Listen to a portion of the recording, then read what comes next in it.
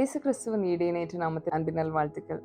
ஏசாயா 43வது அதிகாரம் அதனுடைய 1வது வசனம் இப்படியா சொல்லுகிறது, இப்போதும் யாக்கோபே உன்னை சிருஷ்டித்தவரும் இஸ்ரவேலே உன்னை உருவாக்கினோருமாகிய கர்த்தர் சொல்லுகிறதாவது, பயப்படாதே, உன்னை மீட்டுக்கொண்டேன், உன்னை பேர் சொல்லி அழைத்தேன், நீ என்னுடையவன். உங்களை பார்த்தாங்க ஆண்டவர் சொல்லுகிறார், நீங்க கர்த்தருடையவர்களா இருக்கிறீங்க.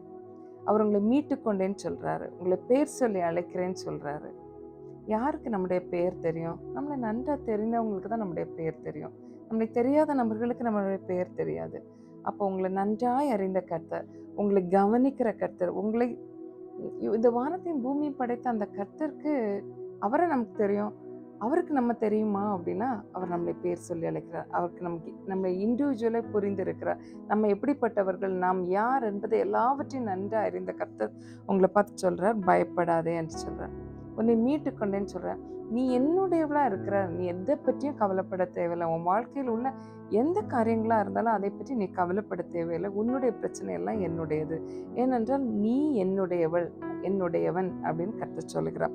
அதனுடைய 2வது வசனம் இப்படியா சொல்லுகிறது, ஏசாயா 43:2, நீ தண்ணீர்களை கடக்கும் போது நான் உன்னோடு இருப்பேன். எவ்வளோ பெரிய பிரச்சனைனாலும் அவன் கூட இருக்கிறேன் அப்படின்னு சொல்கிறேன். நீ ஆறுகளை கடக்கும் போதும் அவைகள் உன்மேல் புரளுவதில்லை. அக்கினியில் நடக்கும்போது வேகாதிருப்பாய், அக்கினி ஜுவாலை உன் பேரில் பற்றாது. தானியலோட ஃப்ரெண்ட்ஸ் 3 பேரும் அக்கினியில் போடப்பட்டாங்க. அக்கினியில் போடப்பட்ட போது அந்த அக்கினி அவர்களை பற்றவில்லை. ஆனால் அந்த அக்கினியில் அவர்களோடு கர்த்தர் நடந்தார். அதே போல தாங்க, எந்த பிரச்சனை எதை இன்னைக்கு நீங்கள் ஃபேஸ் பண்ணிட்டு இருக்கீங்க, உங்கள் ப்ராப்ளத்தில், உங்கள் போராட்டங்களில் கூட அவர் இருக்கிறார். அது உங்களை சேதப்படுத்த விட மாட்டார். ஏனென்றால் கர்த்தர் சொல்லுகிறார், நீங்கள் அவருடையவர்களா இருக்கிற, நீ என்னுடையவள், நீ என்னுடையவன் என்று கர்த்தர் சொல்லுகிறார். எதை குறித்தும் பயப்பட தேவையில்லை. உங்களுக்காய் செயல்படுகிற ஒரு கர்த்தர் இந்த நாளிலும் உங்களுக்காய் செயல்படுகிற, உங்கள் காரியங்களை அவர் பொறுப்படுத்திக் கொள்கிறார். எல்லாவற்றையும் அவர்கிட்ட கொடுத்துட்டு சந்தோஷமா இருங்க. கர்த்தர் உங்களுக்காய் எல்லாவற்றையும் செய்து முடிப்பார். நாம் ஜெபிக்கலாமா? நன்றி ஆண்டவரே, உமக்கு நன்றி. உம்முடைய அன்பிற்காய் நன்றி சொல்லுகிறோம். எங்களை உருவாக்கி, எங்களை பேர் சொல்லி அழைத்து, எங்களுக்காய் எல்லா சூழ்நிலையும் எங்கள் கூட நிற்கிறீங்களே, அதற்காக உமக்கு நன்றி.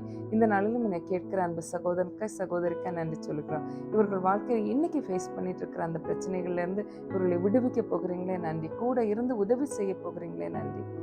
எல்லா காலத்திலும் கூட இருப்பேன் என்று சொல்லி கரம் பிடித்து எங்கள் கூட இருப்பதற்காக நமக்கு நன்றி சொல்லுகிறோம். நீரே ஆளுகை செய்யுங்க. இயேசுவின் நாமத்தில் ஜெபிக்கிறோம் சுவாமி. ஆமென். God bless you.